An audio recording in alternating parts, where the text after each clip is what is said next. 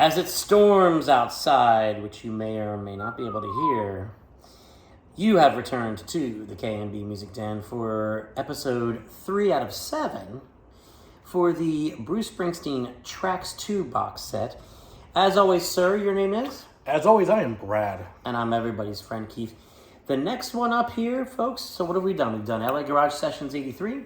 Yep. We've done Streets of Philadelphia. And now we are doing... Now he can see Faithless.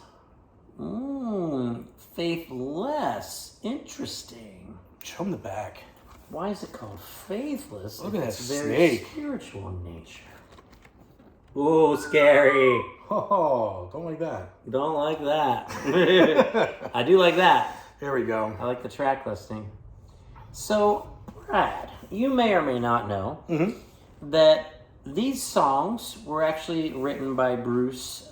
He was commissioned to make songs for a soundtrack for a movie that was supposed to be a spiritual Western movie. Oh, cool. All right. And you know how Hollywood goes, so that movie was never made. That's how it works. Yeah.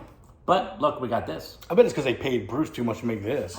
Yeah, exactly. They didn't have any money left to do the film. But who cares, because we got this. Now, I did also read in this beautiful book here that comes with the box set. Right? See? Got some bang for my buck.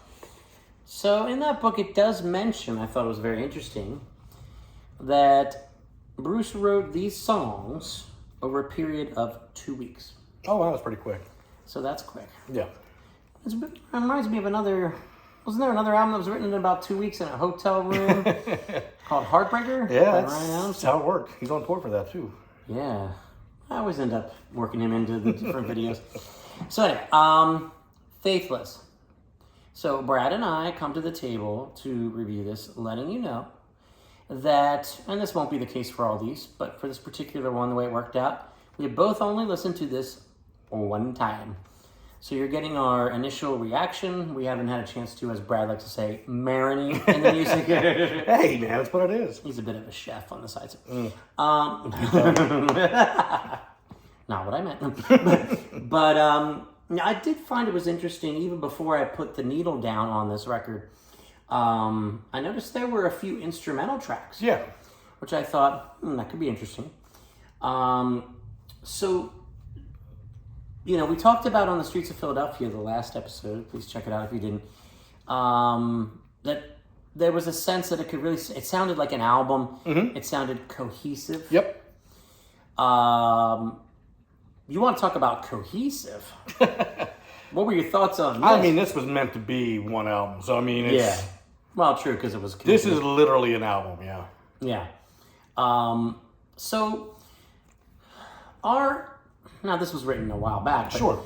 Our elder statesmen, rock and roll singer-songwriter, icons, heroes, insert your favorite platitude here.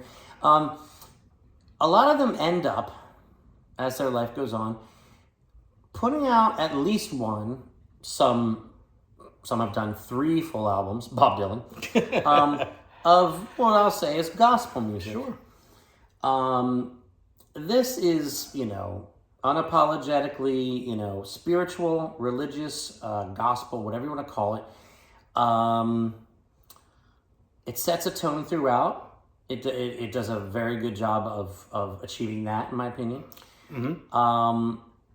Now, I wouldn't necessarily run and gravitate towards, Christian or gospel music necessarily. But I'm not averse to hearing it, and I do find that it speaks to me sometimes, even more so than, going and sitting in any pew would. Music speaks to me more than that type of an organized setting. Your mileage may vary. Whatever you want to do is fine, and whatever works for you is important. But Brad, what did this speak to you? In general, this to me was just an album from start to finish. It flowed beautifully. I was curious if the tracks were in order of how the movie would have went, like you said. You talk about like the movie. But it didn't go. But yeah, I mean, one thing I can say for certain, I was so happy to hear All God's Children, track 4, where Bruce just comes out of that box singing the way Bruce was singing. Yeah. Every once in a while, I just like to hear his voice like that, where he's just... Like growling? Oh, growling. Bruce can pull that gravelly voice off just as good as some of these other guys, and Yeah. you never hear it because he's got such a nice tone. But in that song, he is letting it out. Yeah. Now that you mention it, I do remember hearing that, yeah. I really enjoyed that part, yeah. You brought up some good things. I appreciate what you were saying there. But I'm going to ask you again as a more specific question, a more personal question. Did these songs, did these lyrics, did the way these songs were presented with the music and the way he sings them, did this album speak to you? I wouldn't say this one spoke to me. Okay. No. I mean, the songs were good. Again, I only listened to this one time through. Fair. It was literally one time and one track double, which was that All God's Children, just because I wanted to hear him go through that like he did again. But I wouldn't say there was anything particularly special about his version of a gospel album. I think I've heard Dylan do it a little bit better. I think I've heard Johnny Cash do it a little bit better. Okay. Not to say this is bad by any means. Yeah. But this one didn't have anything that just moved my, where I had to like park my car and, you know. But it was a well done album. Yeah, that's fair. You know, for me, it's very interesting because, again, only listened to it once. I was about halfway through side B, and part of me was like, it's good. It's a little samey, you know, and I found myself wondering if I was getting a little bit bored. Yep. But I remember when it ended saying, I can't wait to hear that again because I want to live with it more. I want to find out if this is going to be what it was from my initial reaction or if it's going to knock me over at some point.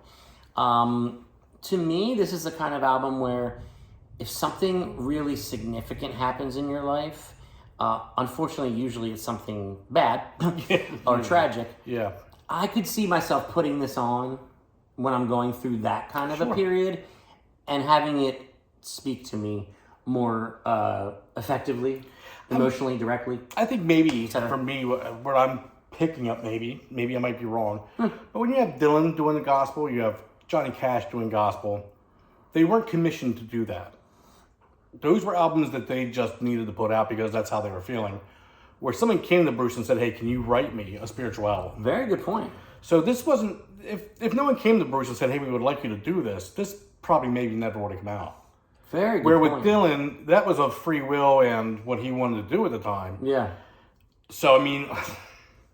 Excellent point. I'm not sure this was, something that was just a driving, he needed to get this album out of him, where Dylan and Cash and some of these other guys that went that route, they wanted to put that out, Wow, that's a really interesting thing that you bring up.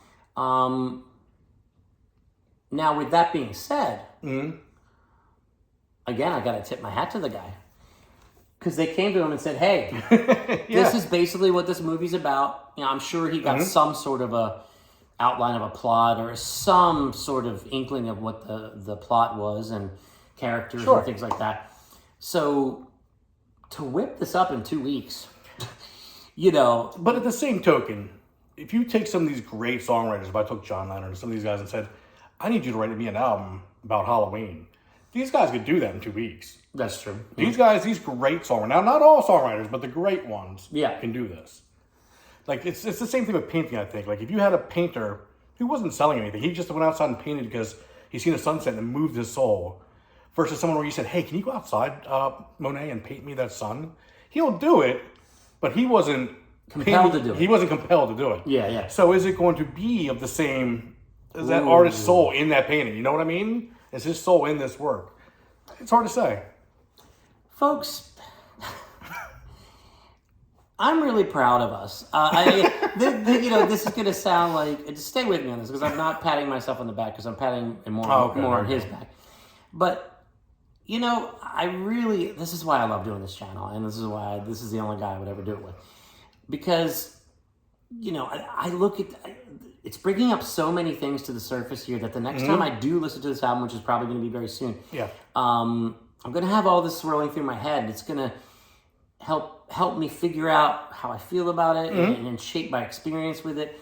And just some of the things that we've touched upon here in like 10 minutes, which I didn't really have much of a forethought before we started talking together. Man, I love doing this with you.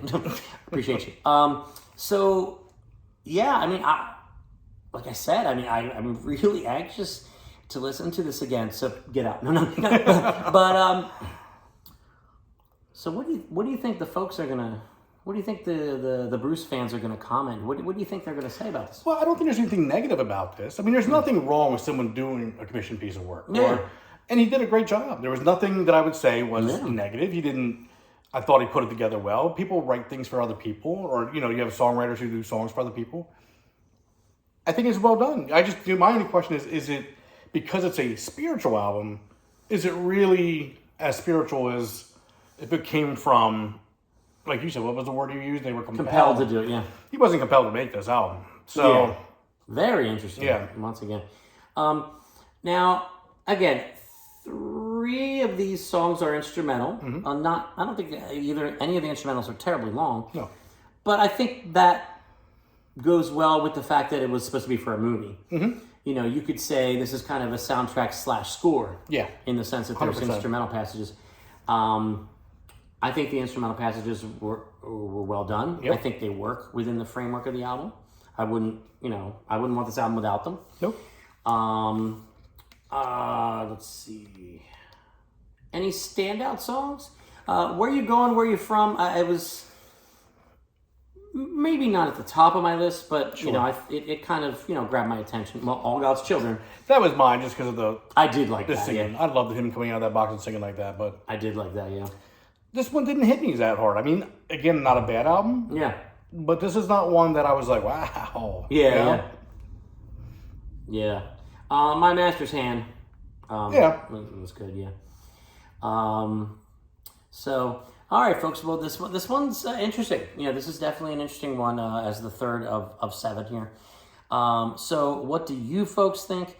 Oh, we got to give our ratings and our would we buy it? So, from 1 to 10, Brad, what would you rate this, and would you buy it on vinyl? Well, we rated. Number 2, the Philadelphia Sessions at 8.5. Then we split on the first one. I gave it a 6.5, and you gave it a 7. Correct. So that comes out to a 6.75. I got to be professional. But who's averaging? I would say this one, for me, if I went with those numbers for the first 2, I'm probably going to go with a 6 on this one. Okay.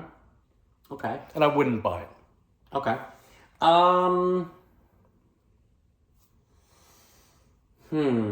Gosh, I really wish I would have had that second time to listen through because I think I would be more in tune with what I'm thinking here.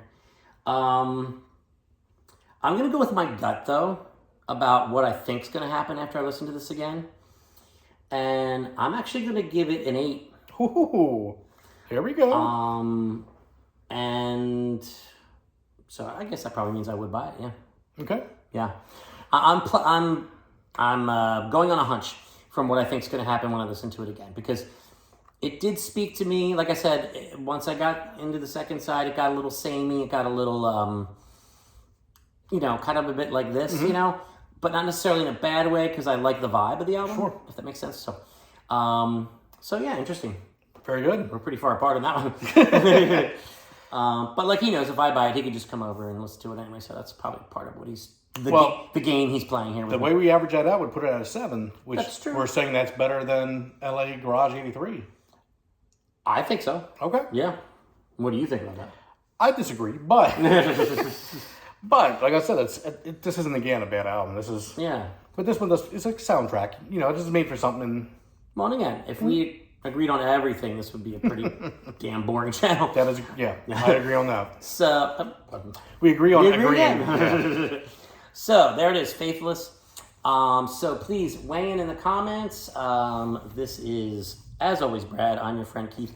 Please like this video, share it on social media, subscribe to the channel, smash the bell for notifications so you know when the next episode of the 7-part series is coming. And next up will be episode 4. Which is? Somewhere north of Nashville. I know you're excited. There for we this go. one. There we go. I can tell you're excited for this one. So we'll see how it goes with that one. We're almost halfway through the box set. So thanks for sticking with us. Let us know what you think, Bruce fans, and we'll see you on the next one. Thanks for watching. That's for you guys. Oh, okay. For watching us. I thought it was for me.